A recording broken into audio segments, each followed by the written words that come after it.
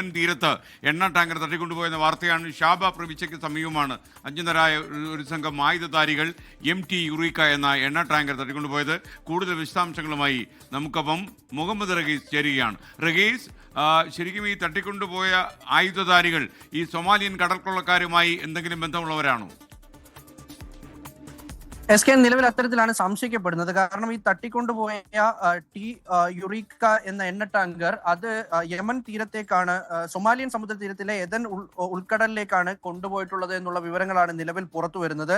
എന്തായാലും യമൻ തീരസംരക്ഷണ സേന ഈ വാർത്ത സ്ഥിരീകരിച്ചിട്ടുണ്ട്. അല്പസമയം മുമ്പാണ് ഇവർ ഇതിൽ ഔദ്യോഗികമായിട്ടുള്ള ഒരു വിശദീകരണം നൽകുന്നത്. അതായത് ഈ ഷാബ പ്രവിശ്യയ്ക്ക് സമീപമാണ് അജ്ഞാതരായ ആയുധധാരികളായ സംഘം തട്ടിക്കൊണ്ടുപോയത്. ഇവർ ഈ ഒരു കപ്പലിലേക്ക്, ഈ എണ്ണ ടാങ്കറിലേക്ക് കയറുകയായിരുന്നു. അതിനുശേഷം അതിലുണ്ടായിരുന്ന ക്രൂവിനെ അവർ ആക്രമിച്ചു.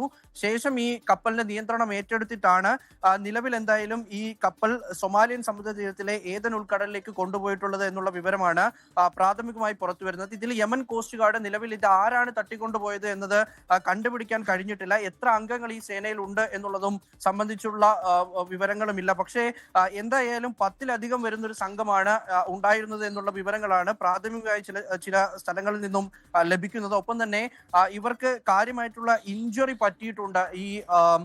ഈ കപ്പലിൽ ഉണ്ടായിരുന്ന ജീവനക്കാർക്ക് കാര്യമായിട്ടുള്ള ഇഞ്ചുറി പറ്റിയിട്ടുണ്ട് എന്നുള്ള വിവരം കൂടി ചില അന്താരാഷ്ട്ര മാധ്യമങ്ങൾ റിപ്പോർട്ട് ചെയ്യുന്നുണ്ട്. ഇത് ഈ മേരിടൈം സെക്യൂരിറ്റി നേരത്തെ തന്നെ ഇത്തരത്തിൽ ഈ പ്രദേശത്ത് ചില കടൽ കൊള്ളക്കാർ, ഒപ്പം തന്നെ ഇത്തരത്തിൽ ഭീകരത കാണിക്കുന്നവരൊക്കെയും ഉണ്ടായിരുന്നു. അപ്പോൾ അതിന്റെ ഒരു ഭാഗമായിട്ടാണ് ലോകത്തിൽ തന്നെ ഏറ്റവും ബിസി ആയിട്ടുള്ള ഒരു ഷിപ്പിംഗ് കോറിഡോറുകളിൽ ഒന്നാണിത്.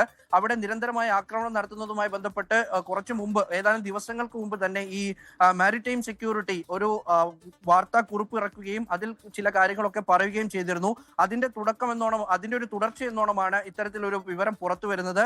എന്തായാലും നിലവിൽ ഇവർ ആരാണ് എന്നത് സംബന്ധിച്ച് വിവരങ്ങൾ പുറത്തു വരുന്നില്ല. പക്ഷേ ഷബ ഗവർണറേറ്റിന് കീഴിൽ വെച്ചിട്ട്, ആ കോസ്റ്റിൽ വെച്ചിട്ടാണ് തട്ടിക്കൊണ്ടുപോയത് എന്നുള്ളത് ഉറപ്പിച്ചു പറയാൻ കഴിയുന്നു. എന്തായാലും യമനി കോസ്റ്റ് ഗാർഡ് ഇത് സംബന്ധിച്ചുള്ള തിരച്ചിൽ ആരംഭിച്ചിട്ടുണ്ട് എന്നുള്ള വിവരം കൂടി പുറത്തു വരുന്നുണ്ട്. Thank you. മുഹമ്മദ് റഗീസാണ് ദുബായിൽ നിന്ന് വിവരങ്ങളുമായി ചേർന്ന്. സൊമാലിയൻ സമുദ്ര അതിർത്തിയിലെ ഏദൻ ഉൾക്കടലിലേക്കാണ് ഈ എണ്ണ ടാങ്കർ തട്ടിക്കൊണ്ടുപോയത് എന്നാണ് ഇപ്പോൾ ഏറ്റവും അവസാനം ലഭിക്കുന്ന വിവരം.